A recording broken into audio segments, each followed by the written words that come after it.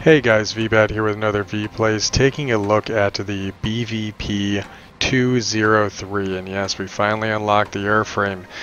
And yes, Dimitri, I bought some tickets, but I only paid for, it ended up being 4 steps worth with only 1 to spare, and the ones that I paid my way through were the one to get 30 hardened ground targets in a single sortie. I think it's totally achievable. It was just taking forever and it was killing me from the inside out. The other one was, I think I used it for Kazudov just because it was playing in the middle of the prime time and it was going to be really hard to even get to the point where you finished a battle to get those squall line kills. And I used it for Ace, but only because it was the last one left and I still had 31 tickets left, so I figured I might as well dump them on that. And there was another one, I'm not sure which one it was, but it was another one where it was going to require a mission.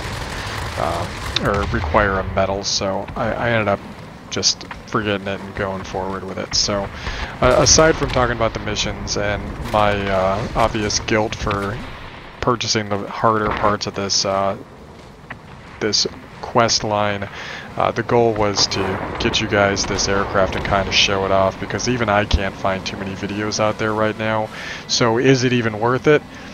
Yeah, yes, an XP58 is just as viable of a platform, or if you have a DO 335 in your inventory, this is going to be nasty. Come on, come on, come on. Oh, well, you know what? I took him out, so it's worth it.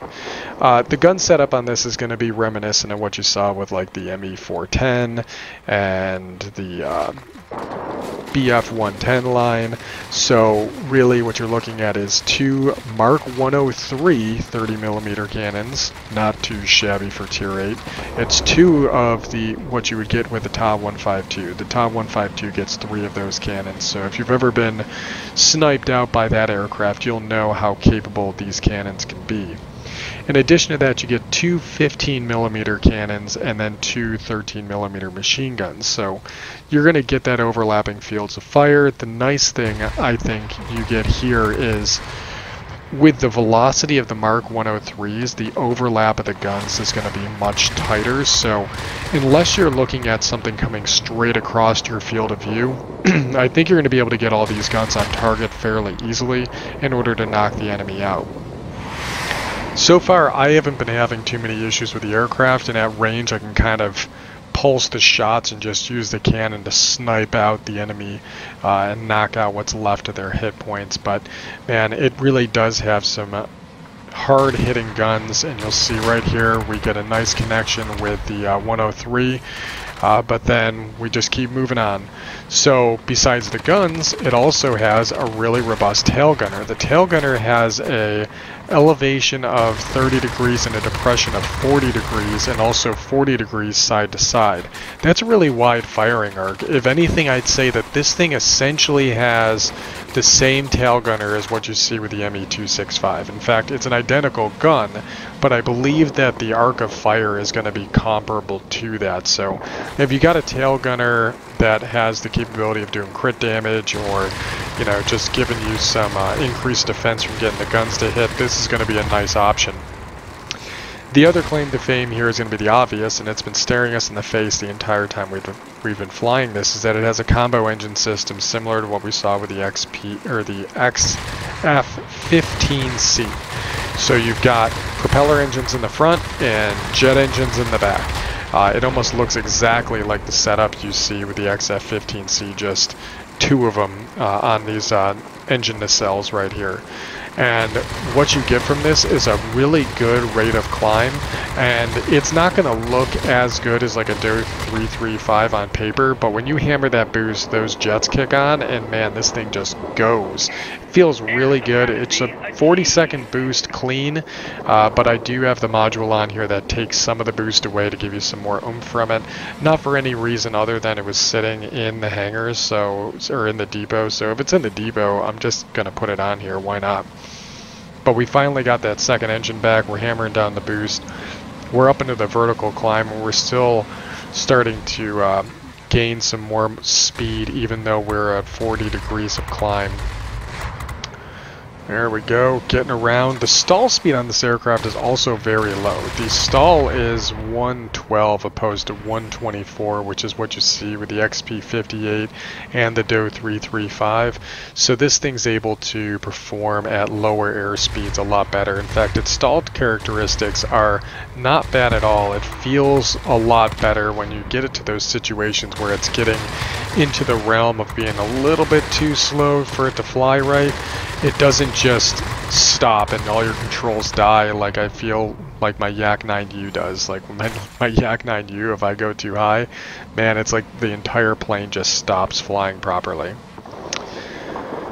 So if you need to get away from something, you need to climb up to something, the engine power is definitely here, and it feels absolutely fantastic. Now, the thing looks like it's a piece of plywood strapped onto a tube here, a sewer tube, so it doesn't look fantastic, but it feels great, and I really enjoy the way that this thing flies. It feels the way that I expected it to, the way that I wish the ME410 would.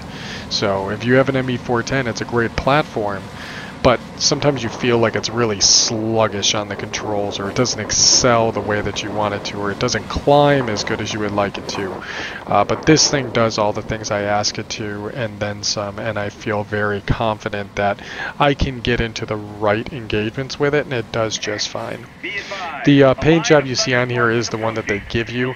Interesting note though, the nose art doesn't provide a bonus. It's purely aesthetic, so that raven that you see in the front.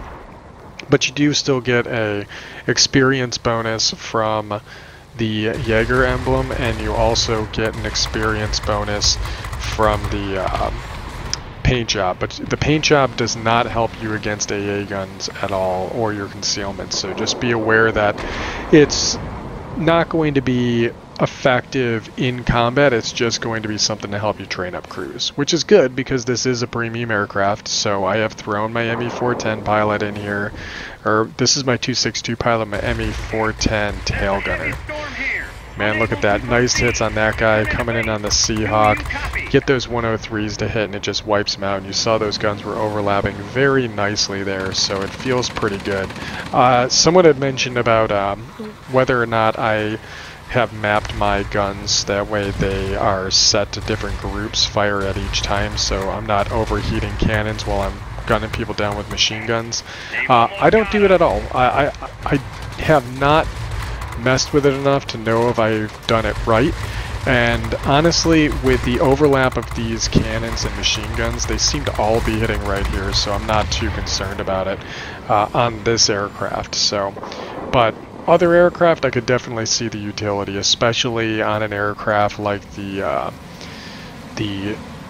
P-39, the XFL-1, aircraft that have a lot of machine guns and only one kind of derp gun on them. So that is an option. I'll have to experiment with that based on the comment I saw earlier.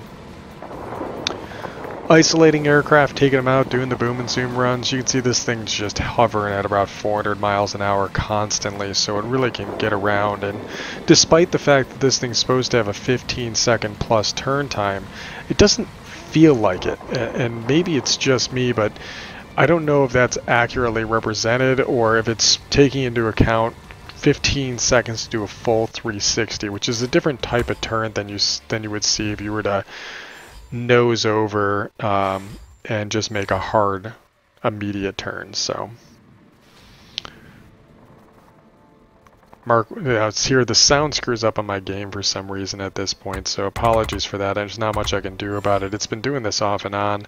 There's the Kazuda of metal, great, the one I was looking for.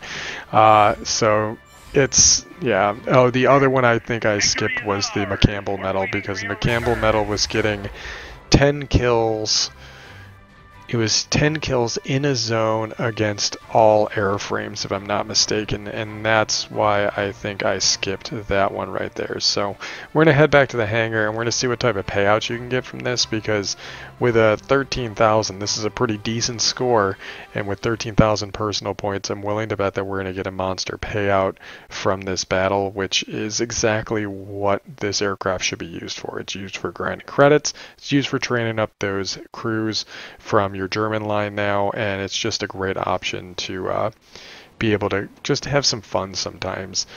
This is why I probably won't be keeping too many Tier 8 aircraft, especially heavy, since now I have 3 premium ones, and they just work. They do exactly what I ask them to, and I've been very impressed.